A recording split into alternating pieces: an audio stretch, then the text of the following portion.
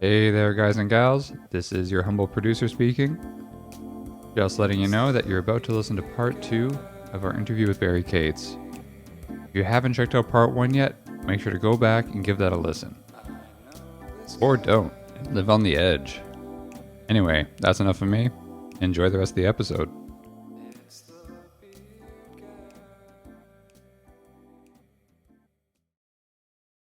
So is there anything in your business that makes you different from anybody else? Well, it's funny that you say that because, we created our own internal company called Insight, which is hospitality elevated.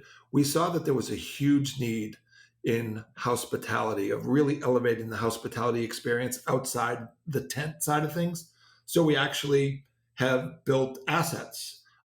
And if you go to our website, innovativegroup.agency, you'll get to see the cool assets that we have. So we have these awesome, we call them our traditionals, and they're literally like mini houses. They have restrooms, they have outdoor TVs, outdoor bar, they have a kitchen, and they are literally a living room setup on site. So we use those last at Tampa for the college football championship.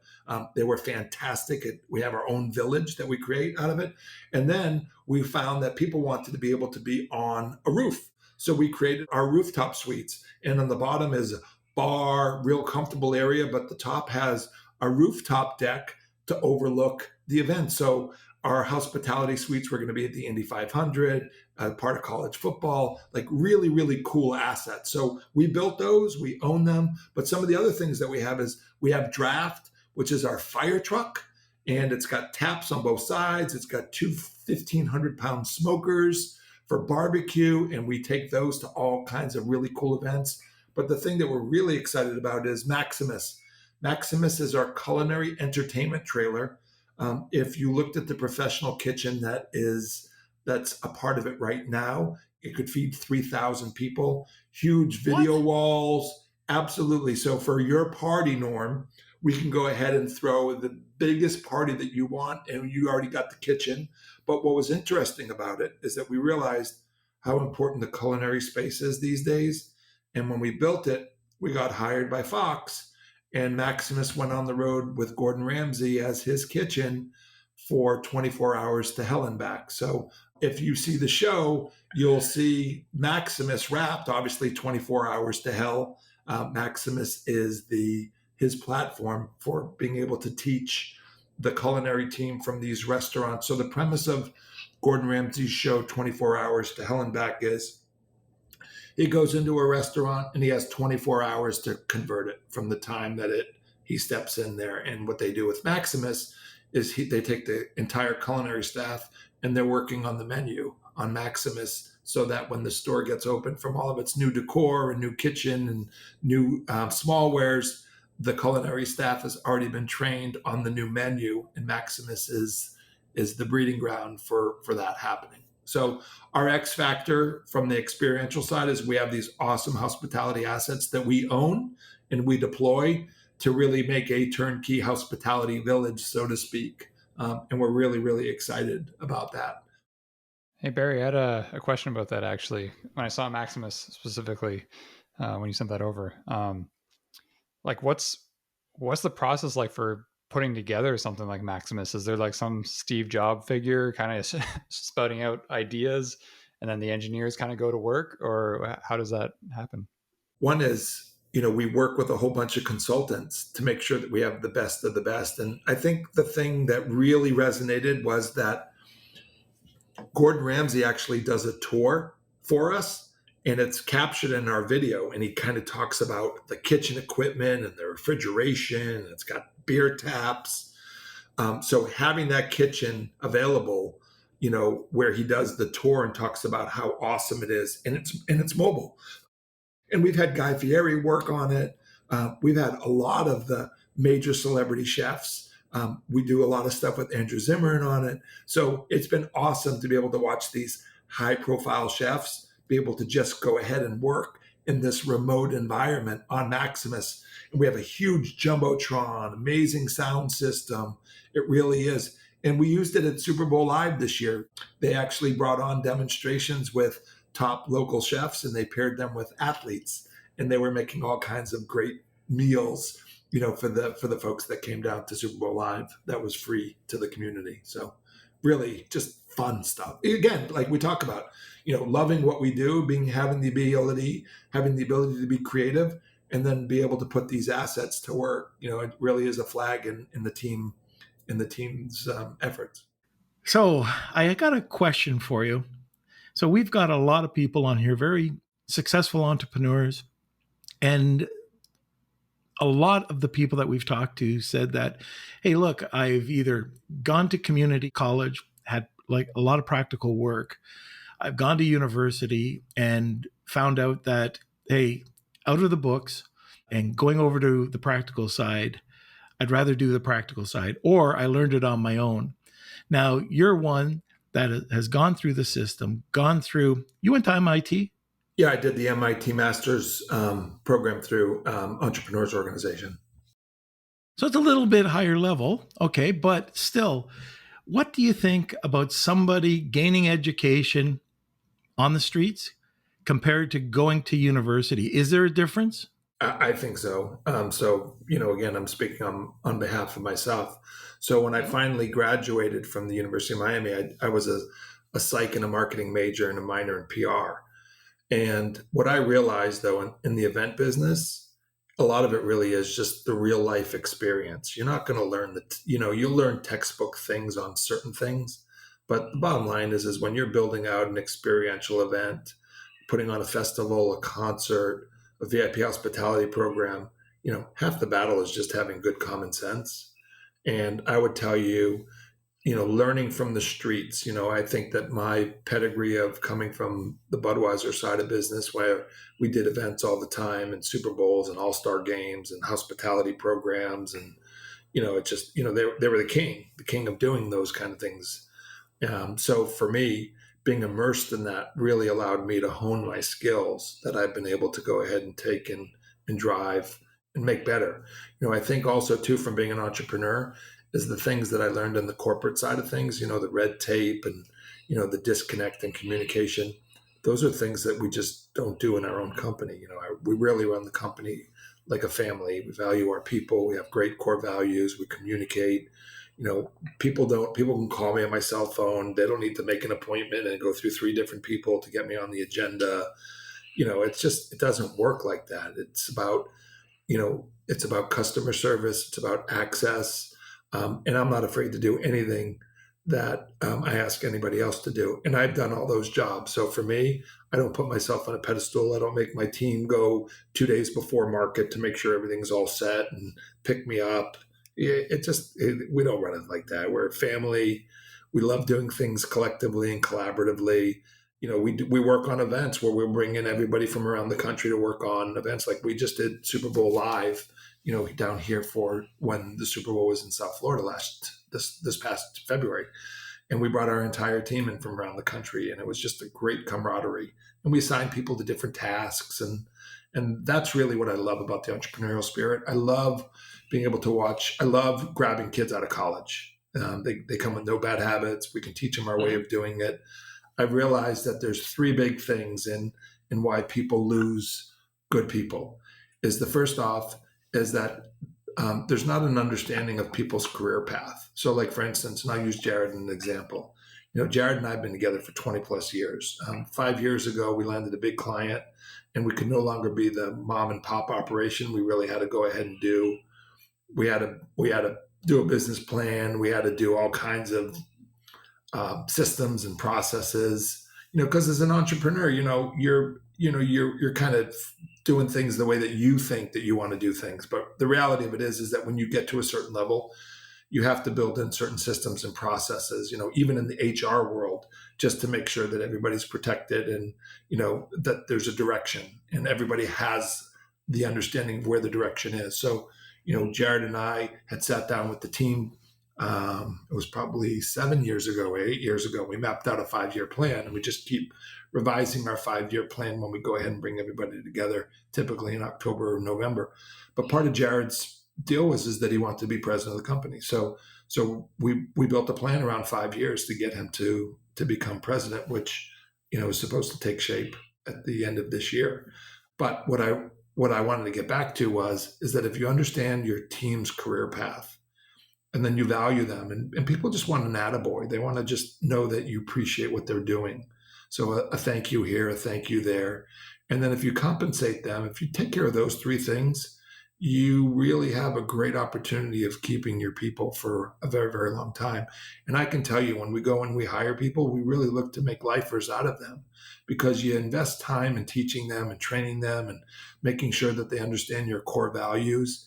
And then just to lose them 3 years later to somebody else, why did we lose that person? Now, we lose people because sometimes, there's an opportunity that's far greater in the world that they're living now, that, they've uncovered a passion that we may not be able to fill today or tomorrow or a year from now. So those people, absolutely want them to be able to fly, but because we work hard on really trying to understand, where our people want to grow, that really has been a big success in us being able to retain our people, and have our people grow with us, because they love to grow as well into different areas. We're all about helping them learn and expand beyond what they think they know, and that provides great growth. So really, really important on our end is those factors, is that when we bring somebody on, we really work hard to try and make lifers out of them. How do you retain your employees? Well, I think the most important thing is that you have an environment that matches to where their needs are, right? So, but I think the three core things behind being able to retain people is, one is understanding their career path. Second thing is valuing them, giving them the attaboy. And then the third thing is compensating them. Most people leave their jobs because one of those three things is not clicking well for them. They either are stuck in a job that they don't see themselves getting out of, or they're not valued where they don't get an attaboy, or they feel like they're underpaid. So those are the three things that we have found to be the success as to how we like to keep and retain our people. Okay, so I'm really interested on your view. I talk to a lot of entrepreneurs, and they're undercapitalized. That's one of the worst things that you can do, getting into business, but entrepreneurs are entrepreneurs. They're trying to either get contractors or bring on employees, and they're trying to do it on the cheap. And so a lot of the times those people will fail just for those reasons that you just talked about.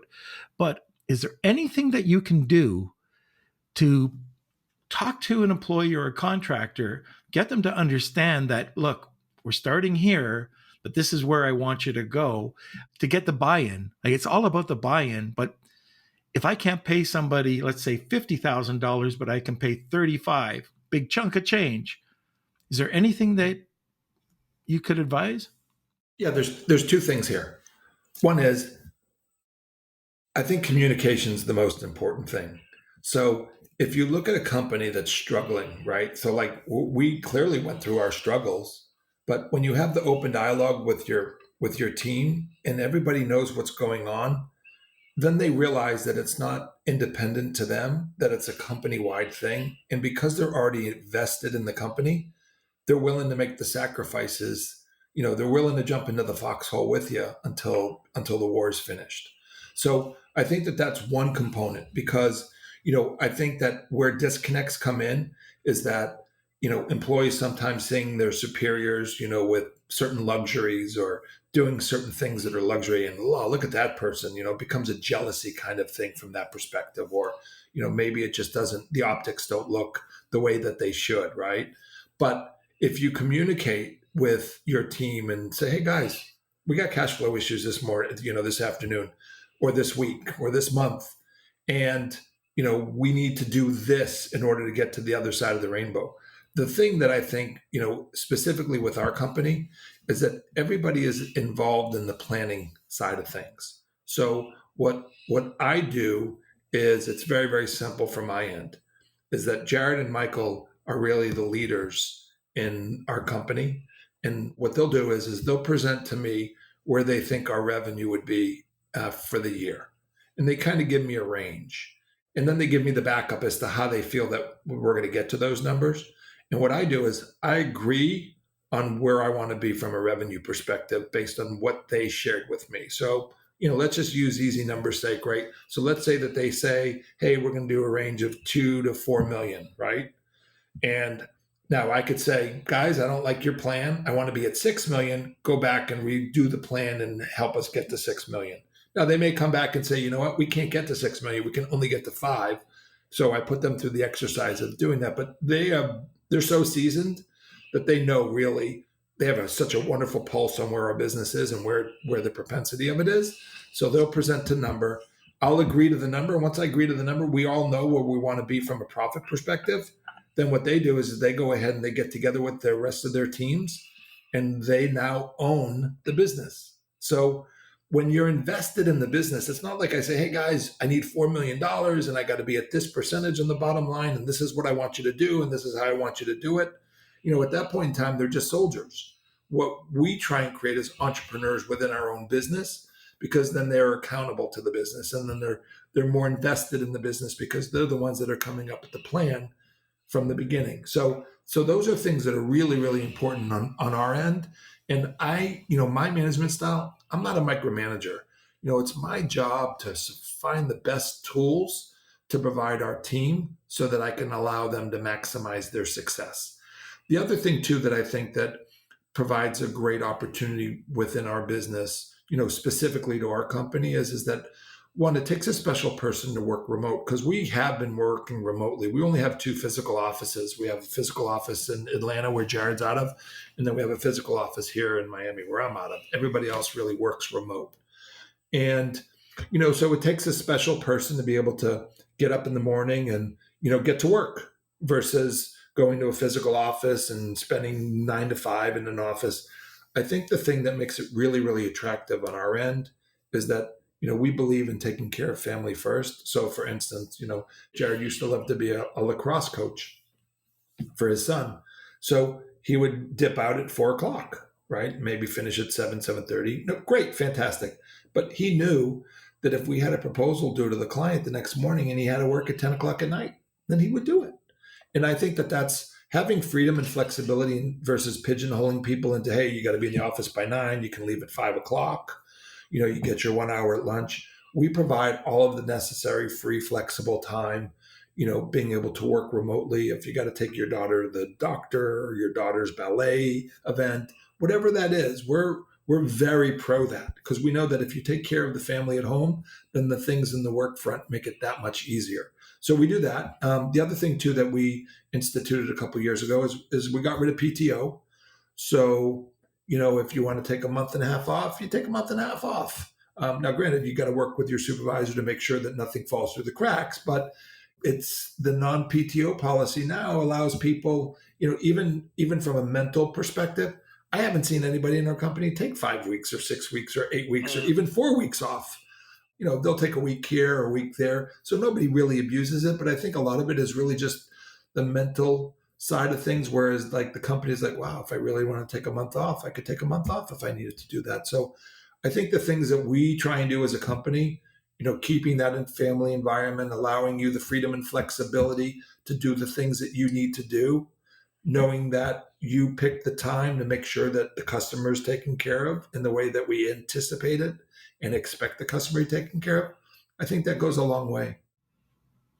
Hayden, I've got an idea, because every podcast that we do, from athlete, celebrity, entrepreneur, just interesting people, they always have tips like that. I think we should start creating a list to create a book on all these great tips that great, successful people do. I'm serious though. Yeah, you're laughing. I'm going to throw that at you. It's another thing that you can do.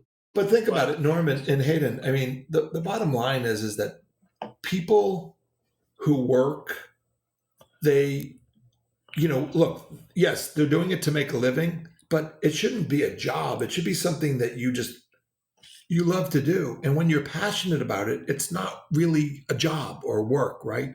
And because of it, you don't look at the clock. There are many times that when we're working on an event that we'll work 18 hours and then have to be up the next morning at 5 to do another 18 hours. But it's the mojo and the juice of being in it with everybody together that is just kind of like, yeah, the hours are long and you invest a lot of time in it. But, we're so fortunate that we get to be in such a diverse world between events and entertainment and sporting and VIP hospitality programs. It's not every day like having to go to work at a retail store and you're only selling clothes or hardware. So for me, I just look at it as the diversification and the things that we do, really allow us to have a lot of freedom and flexibility, really allow us to just exude the things that we just love to do. And it reflects, it's passion. Right. Entrepreneurs, it's all about passion. Find your passion, Right. like I shared with you before, and then the money follows. Talking about employees, contractors, I love listening to what you said, because I hear it so many times, and I hear it at events, which really bothers me, when you've got these so-called gurus up there on stage telling you basically how to manipulate contractors in the Philippines. Oh, and they're happy about it. Oh, I got them down to $2 an hour. I got them down to, whatever it is. Yeah. And they've got to work the weekends, and especially in the Philippines, 12 hours difference. So I got them working at nights to meet my time for Eastern Standard Time. It drives me nuts. I actually just want to turn these guys off that when I hear this. Like, I know for us, we try, and I'm not preaching that I'm, any better, but our company, by the way, so we have mostly contractors, very few employees, mostly contractors. And we know that if we don't treat these contractors properly, the next person that goes on to Upwork is going to grab them for 10 cents more. But you have to pay people. They've got a family. They've got to support their family. And if you're just trying to nickel and dime them, first of all, they're going to move on. And then the other things, you've got to provide them with the right tools. So what we try to do is give them, if they don't have an iPhone, give them the iPhone, give them the internet. If they don't have a good computer, get them the computer. If it's the Philippines and it's over a period of a year, buy them a generator. But I know I just sound a little frustrated, but I am when it comes to people saying, take advantage, go over there, basically take advantage of somebody, get them to work for you because they need the dollar. You talked about it earlier on. You don't want to see somebody leave after a few months and you've invested all this time in training. And that's the same way that I look at a contractor. They're part of a family. If you treat them properly, they'll be part of your family as long as you want. Now, contractors in our business is our lifeblood. We couldn't survive without those contractors. And, to see people just take advantage of them. And there's so many of these people that have this mindset that that's what you have to do. Maybe to add on to that, Norm, is loyalty breeds loyalty. I realized it from a long time ago. When I worked at Publix, I started cleaning toilets and bagging groceries. And, so you get an appreciation for the guy who's after you now. Like for me now, being a seasoned entrepreneur, when I go into Publix and I see the guy, it's always a hello and a thank you. And, those little things, you never know what's going on in their day.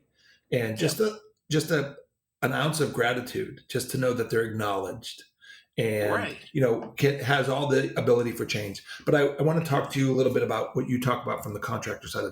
First of all, for us, we're big on hiring everybody. So we don't use a whole lot of subcontracting. We make everybody really W-2 employees. So bring them under our fold, teach them our core values, let them be a part of us. They're representing us. So it's really, really important for them to be a part of our team. The contractors that we do, so let me give you an example. So we have a great relationship with, when I worked at Budweiser, our receptionist, Anna, decided to open up her own sign company with her husband. Well, we've been doing business with her for 20 years. Now, she's not the most expensive, but she's not the least expensive. She's right there in the middle, and she always gives us great pricing because of the longevity of history that we've had with her. But, people say to me, well, I can beat her prices and I can do that. But you know what? If I get an emergency call from a client at 10 o'clock at night, and I need something for Sunday morning at 7 o'clock in the morning, I can call her at home. They'll go into the office, they'll open up for me, and they'll get my stuff done so that I can take care of my client for the next morning. That, to me, is the value. It's not about the money.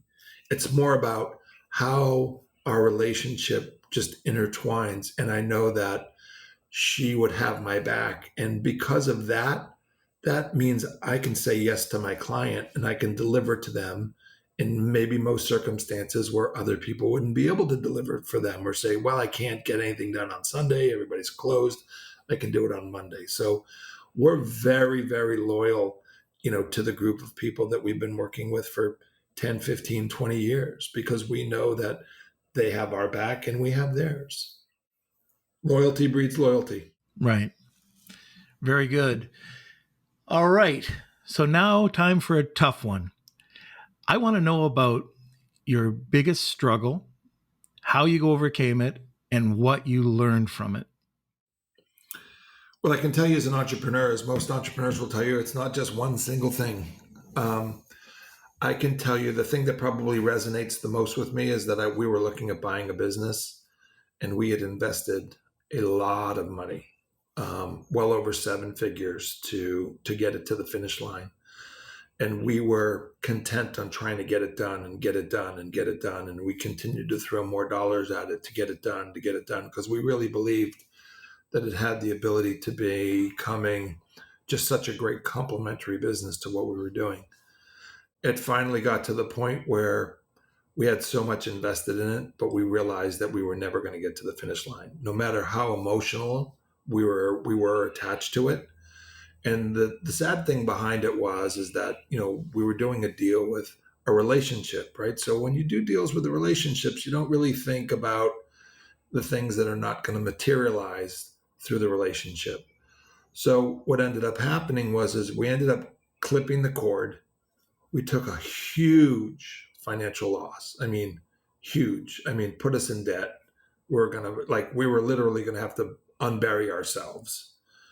So the learned lesson behind it is that, you know what? I realized that the amount of energy that went into that, if I would now just refocus my energy into the growth piece, that we would be able to look at this in the rearview mirror, recover, and move forward. And we did. It took us years, but nevertheless, we realized that we were able to come out of it and recover. We were able to grow from it. And the big learning lesson behind it was to make sure that you get your operating agreement or partnership agreement or your legal documents in play with the relationship before $1 is exchanged. And, we've lived by that, moving forward. I would tell you from our end, from a business perspective, we're not conservative. We love the risk side of things. We love being a part of things that we can see that are visionary in the future. So I don't overanalyze a lot of things. I go by gut. I go by the people. And, but that was a really, really, really hard lesson to learn. And not only that, though, but it was coupled in 2008 when the whole market tanked. So you're trying to get this business off the ground and you're trying to launch it and you're throwing a bunch of money at it, more money. You're going into your reserves because you really believe in it and you don't want to give up. It's like giving CPR to somebody when unfortunately they had already had their last breath. And there was just no way that I wanted to give it up. I was too mentally attached to it and realized that it really could be just a wonderful asset to what we were doing. And then you come to the realization that, you know what, this thing's dead and you're not going to be able to revive it. And you just got to bootstrap it and pick it up and move on. And, we did. And I'll tell you, another time for us was during the whole COVID. Realistically, we had 120 plus employees at the company and we went to zero revenue. Like, what are we going to do? And, fortunately, being able to pivot into the PPE world and utilizing those relationships that you never thought that you'd be using your manufacturing relationship in China, for what? And now all of a sudden they become a key stakeholder in helping you from your supply chain side of things and being able to support, the healthcare providers. And we were really just doing it to help our healthcare suppliers, our providers, our partners. We weren't trying to become middlemen and put up websites and sell stuff. It was really, they were really struggling with getting stuff to their frontline workers. And we were really happy that we could be a part of that. Now, realizing what testing is and the bottleneck that is, and we want to help clear it. So, we're experts in execution, right? So what's the difference between executing an event, a festival, a hospitality program versus executing, testing? granted, different compliance that's new to us, but we hired experts. We have a laboratory director who's who's an anesthesiologist by trade, and also, runs a substance abuse facility. And then we hired a wonderful person who specializes in healthcare risk management and compliance. So, go out and find the best people and bring them on. I don't pretend to know it. I believe in just hiring great people that are smarter than I am, that I can learn from, that just add wonderful spokes to the wheel to make it that much stronger. That's how we are surviving, believe it or not.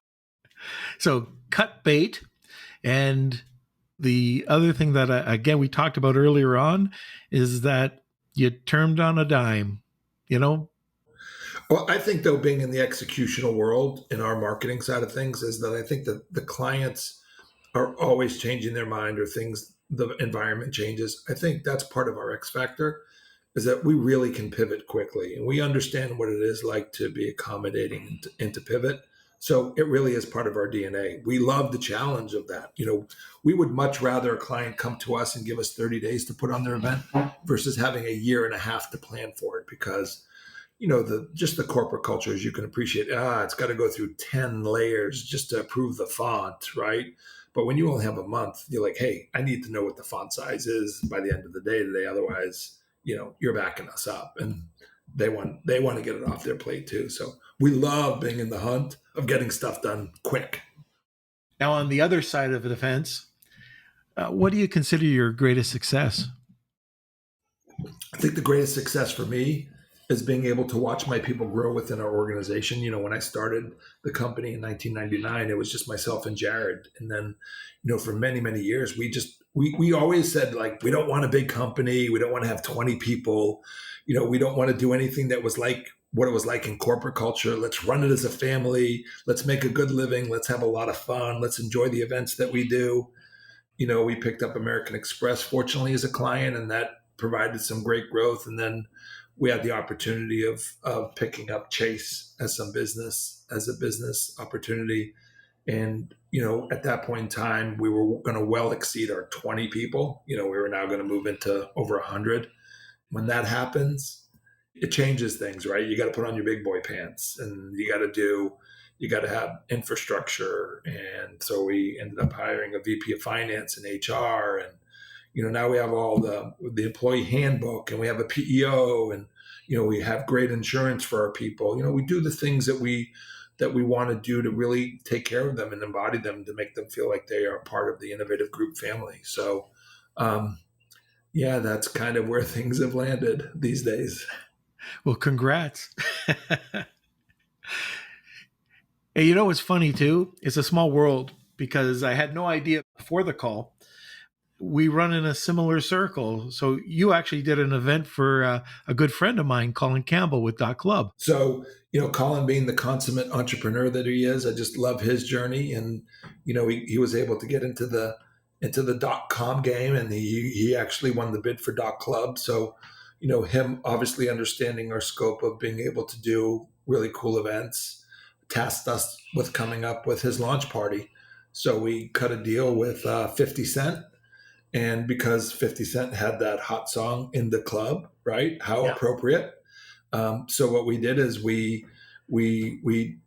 paired up with our good friends from the Tao Lavo group that we have a great relationship with from doing Ultra. And we did this awesome event in New York. And we brought in 50 Cent. And that's how it all became .club. And 50 Cent had his .club domain.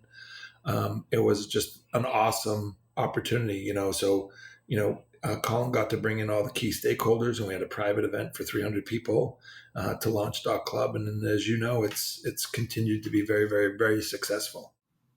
Yeah, I got a little ticked at that. I never got my invite. All I got was Colin giving me a Facebook Live, or not a Facebook Live, but a FaceTime. I had the invitation list, and I went back to look at it. You were invited, but the problem is you would give us an old address, and by the time we got the return back, the event had passed. So what I would suggest the next time. Or are you joking? I'm joking, but I wanted to see, at least I wanted to make you feel good. I wanted to at least make you feel good, right? To make you feel that you weren't shunned from the list. I was for a second. So look, we're at that time. We've talked for a little while here. Great story. At the end of every podcast, I always like to turn to the guest and say, do you know a guy? Oh, I know a lot of guys. I think, yes, I do. I know guys, I know gals. I have a guy who has a great journey. And ironically, we only became friends, within the past 3 months through a relationship.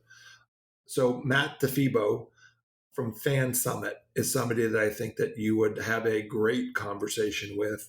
An entrepreneur in his own right, comes from the college sports world, watched how it's changed dramatically, and we're actually doing some partnership synergistic things together. So I think Matt would be a great guy for you to know.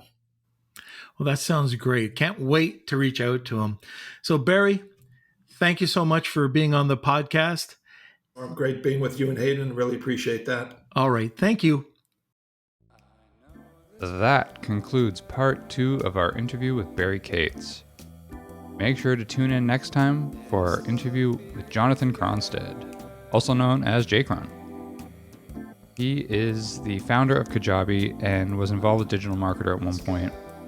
We end up having a succinct and vulnerable conversation of how he came to be at the forefront of one of the top education platforms in the market today. It's pretty incredible. As always, make sure to subscribe to the podcast. It helps us grow our audience and keeps you in the know of every new episode. That's enough of me, and I'll see you next time.